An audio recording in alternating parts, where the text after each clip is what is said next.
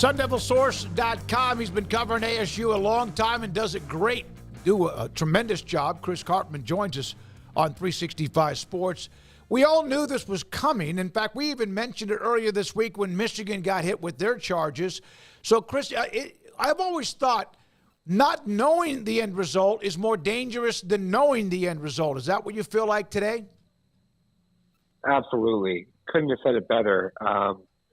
The reality is going through a 3-year process where everybody at other schools can negatively recruit against ASU, and fans and boosters have this angst of not knowing what the punishments are going to be and all that, is a lot more damaging than whatever the end result is going to be. And the reality is that vast majority of the punishments have already been taken by ASU as part of self-imposing through this negotiated resolution with the NCAA Committee on Infractions. There's really not that many punishments that are remaining. There's several weeks of restrictions on visits and contact with recruits that will be completed by the summer.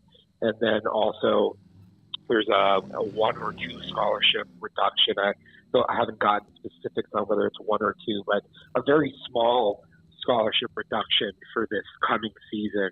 And beyond that, it's probation, but probation is really just a warning that if you do additional violations during the period, that they're going to be viewed more severely as aggravating factors. So the actual punishments really aren't that much on ASU moving forward. Chris, I guess there were a couple of loose strings you mentioned as far as like the scholarships, but I guess there are a couple of those former staffers still also, I guess, in the process of finding out their fates, although I guess that's not really Arizona State's problem at this point, right? Exactly. So because this was a bifurcated process, you have a negotiated resolution with people who participated, and 4 former coaches are getting show cause penalties. The NCAA announced that. They are not saying who those coaches are, and they're not saying which coaches did not agree to the negotiated resolution and are going through a separate process with the Committee on Infractions. But I can tell you that Herm Edwards did participate, and he is getting at least a 3-year show cause penalty. Not that that really matters for him because he's not going to be back in college coaching ever again, obviously.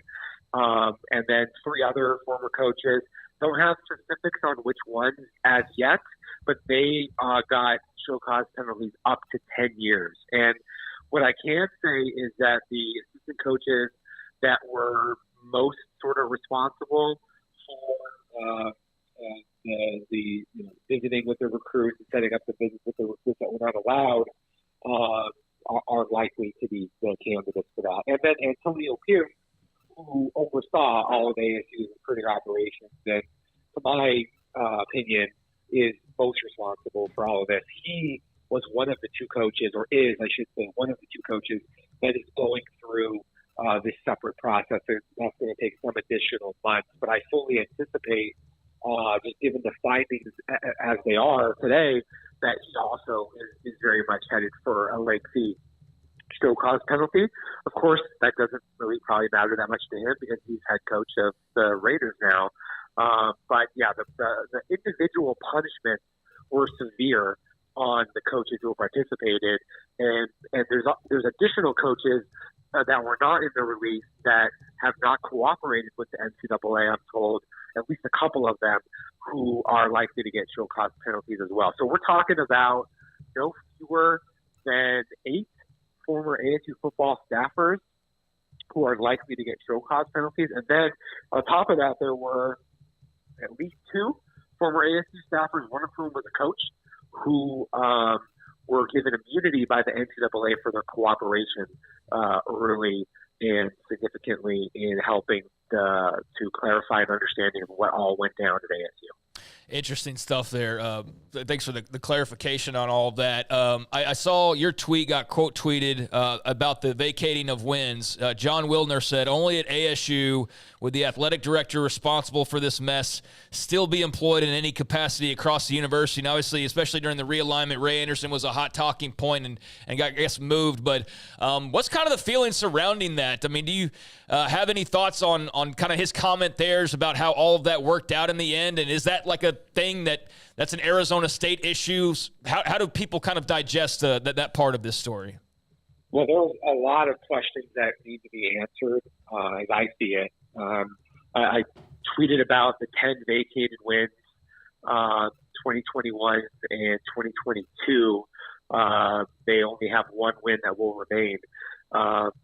People kind of don't care about that really. You can't really, whatever. But the bigger issue here, well, there's a couple. Number one is that ASU's president, Michael Crow, 8 months after the NCAA investigation started, publicly said that Herm Edwards was not directly involved. But I reported the same day that he was materially involved. And not only that, but ASU has compliance department officials that take part in the interview process of, or at least are observing the interview process of these recruits that were impermissibly visiting ASU. So there's every reason to believe that Michael Crow should have known at the time that Herm Edwards was directly involved, because these recruits had said that.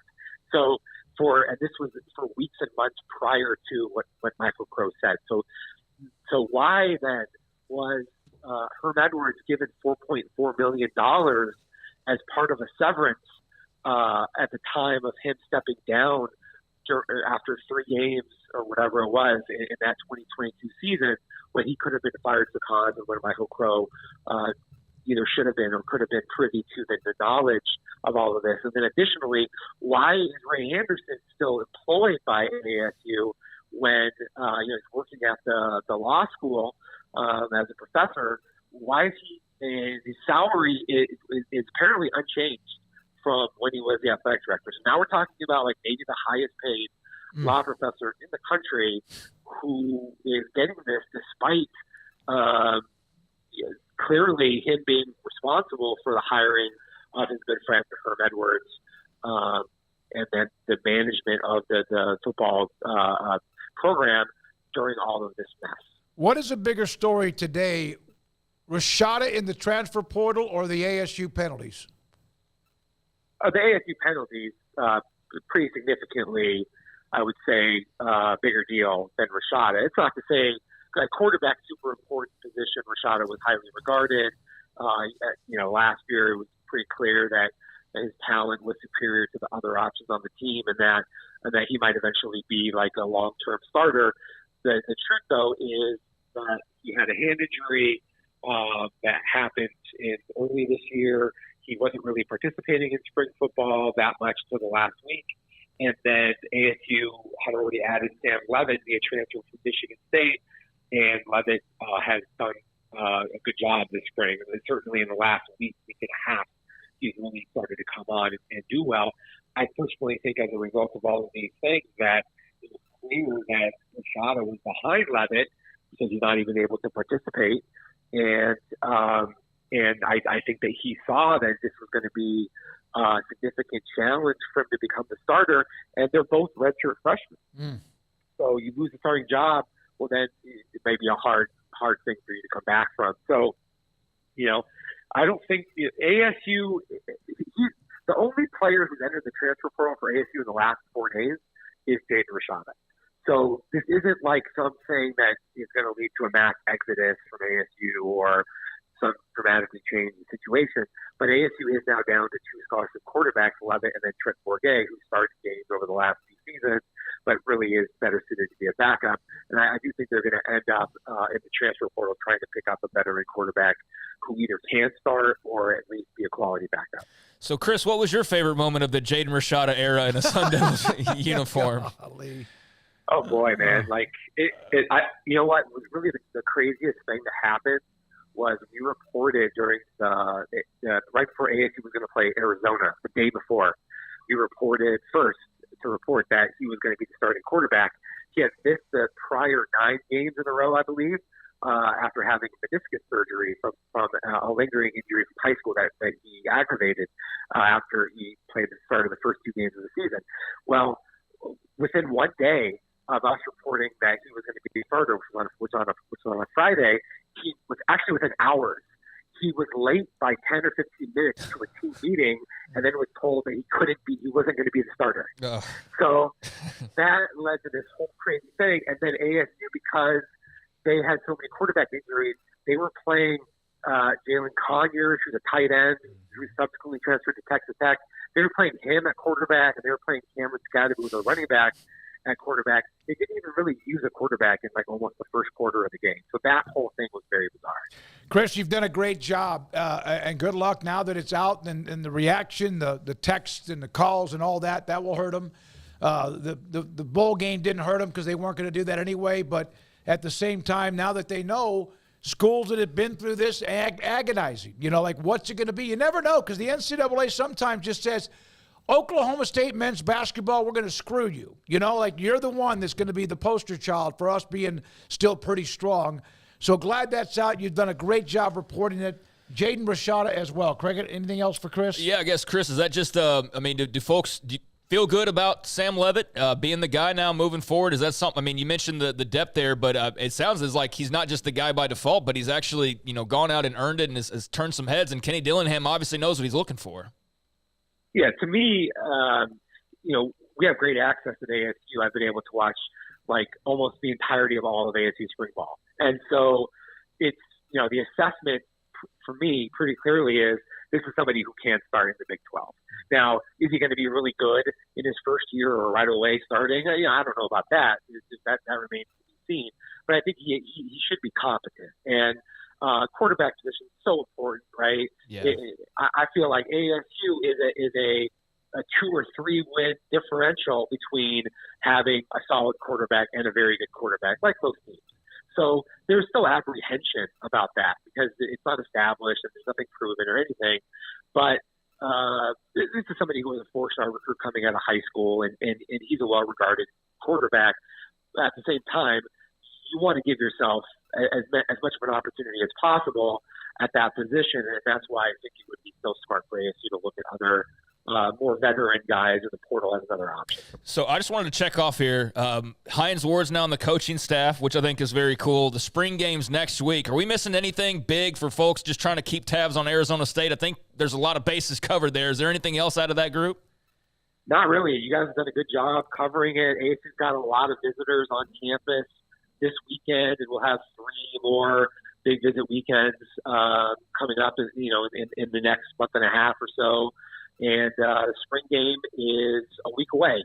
They have 3 more practices for the spring game, tomorrow, Monday, Wednesday, and then we'll have full coverage of the spring game and try to put a bow on everything. It was a great response from Kenny Dillingham to Rashada entering the portal, the way he handled that. Class act. We're supposed to get him on after he's wrapped up spring. Look forward to that. Also, what you do, Chris, thank you. SunDevilSource.com. Chris Karpman with us on 365 Sports. We're going to tap dance for a second.